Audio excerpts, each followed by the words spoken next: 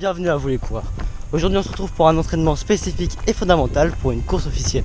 En effet, cet entraînement permet un réveil musculaire avant la course officielle et il permet aussi de s'habituer à son allure de course pour la course officielle. Pour vous parler de l'entraînement, il est constitué de 30 minutes d'endurance ainsi que quelques gammes pour s'échauffer. On enchaîne ensuite sur 2 fois 1 minute 30 à l'allure voulue pour la course officielle avec entre chaque minute 30 à peu près 1 minute 30 à 2 minutes de récupération et on finit sur un retour au calme pendant à peu près 10 à 15 minutes. Je vous conseille de faire cet entraînement à J-1 avant la course ou J-2, ce qui vous permettra vraiment de vous habituer à votre allure de course et de faire un réveil musculaire assez complet. Moi je fais cette course le samedi avant ma course à Maison Lafitte qui se déroule le 2 octobre 2022. N'hésitez pas à vous abonner et à activer la cloche pour voir la vidéo du coup sur cette course qui sortira dans les semaines à venir. N'hésitez pas aussi à, comme j'ai dit dans la dernière vidéo, à venir me suivre sur Strava. C'est une application qui regroupe à peu près tous mes entraînements. C'est vraiment très pratique. Donc si vous voulez me suivre sur Strava, le lien est dans la description. Pour revenir au sujet principal de la vidéo, cet entraînement doit se faire en douceur. Vous devez vraiment pas sentir votre cardio et vos jambes s'enflammer. Sinon ça voudrait dire que pour le lendemain vous allez faire une course, je vais pas dire mauvaise, mais un peu difficile. Aussi pour vos allures de course, ça c'est vous qui vous le dites du coup pendant vos entraînements. Et aussi du coup l'objectif que voulez-vous mettre pour la course officielle. Pour ma part, je voudrais réaliser mon 10 km en 3 minutes 45 du coup par kilomètre. C'est donc à cette allure là que je vais réaliser mes minutes aujourd'hui. Aussi point très important du coup pour votre entraînement à J-1 de votre course, la durée peut changer par rapport à votre entraîneur. Moi on m'a conseillé de faire 2 fois 1 minute 30, mais on peut très bien faire 2 fois 2 minutes ou 3 fois 1 minute. En tout cas pour ma part, je vais directement finir mes 30 minutes d'endurance ainsi que mes gammes et je repartirai directement pour faire mes minutes 30.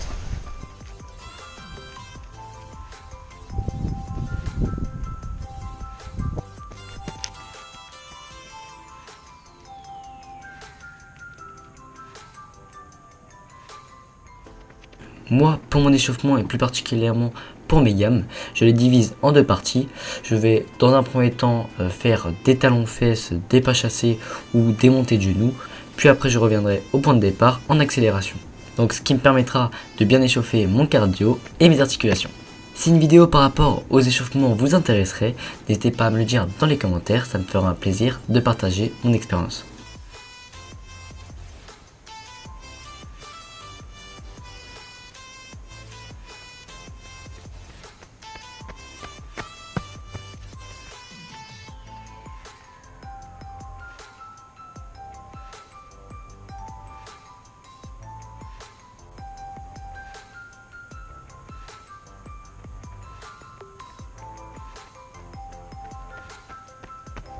Donc voilà, mon échauffement est terminé. J'ai fait à peu près 35 minutes avec les gammes. Donc c'est très bien. Donc là je suis très bien échauffé. Et je vais directement partir pour faire ma première minute 30. Et moi je vous reprends juste après.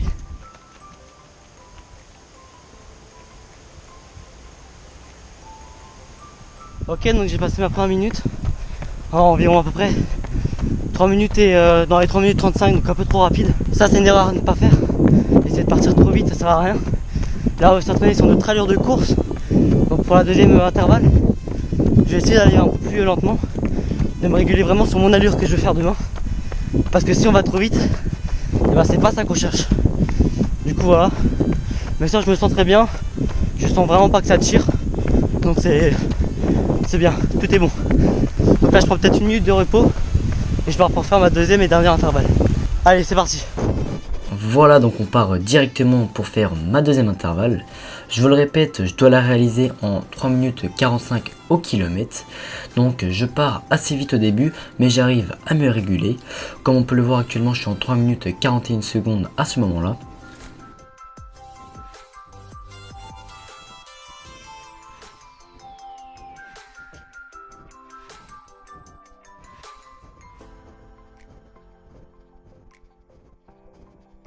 J'arrive aussi au niveau d'un vieil homme qui me regarde assez mal, mais c'est pas grave, on court trop vite pour lui, pour qu'il nous juge.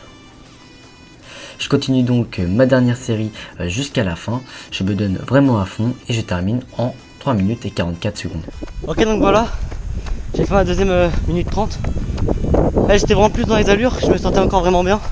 En plus j'avais la caméra dans la bouche pour vous permettre de voir. Et vraiment c'était bien, j'étais en 3 minutes 44 je crois. Et c'était vraiment une très bonne allure.